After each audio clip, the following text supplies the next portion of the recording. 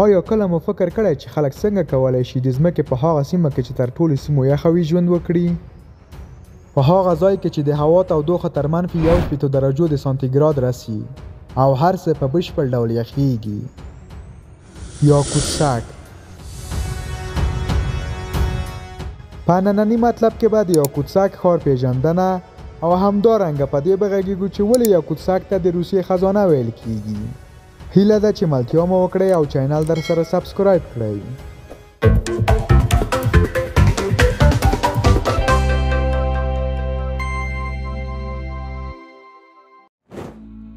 د یاکوتسک جمهوریت د روسیې د هېواد برخه ده. دا جمهوریت د سیبری په شمال ختیځ کې موقعیت لري او نږدې 40 سلنه د شمالي قطب په محدوده کې واقع دی. دا ښار 3,03,000 کیلومتره مساحت لري چې له مسکو څخه شاوخوا 4,880 کیلومتره لرې دی. یاکوتسک د نړۍ د هغو ښارونو په ډله کې راځي چې دایمي اوسیدونکي لري چې شاوخوا 300,000 تنو ته رسیږي. یاکوتسک کې ژمی د نومبر له میاشتې پیل کیږي او د مارچ تر پایه دوام کوي.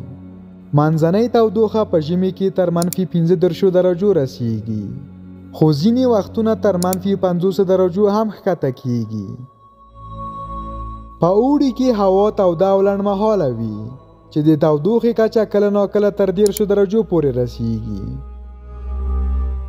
د ریکارډونو په کتاب کې تر اوسه تر -70 درجو سړه هوا ثبت شوې چې د اوماکیون په کلي کې پیښه شوې او د یاکوتسک مربوط کیږي. په حقیقت کې دې سیمې ته سفر کول د یخنۍ سره د بلدېدو معنا لري. په دې ښار کې د 15 دقیقو څخه زیات په خلاصه فضا کې پاتې کېدل د بدن د غړو د سوځېدلو احساس سره مل وي.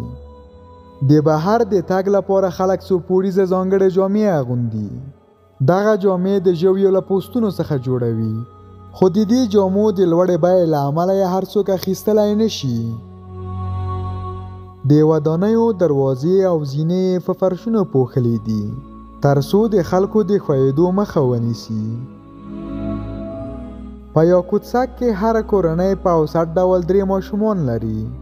په کلیو کې ژوند د ښار په پرتله سخت دی.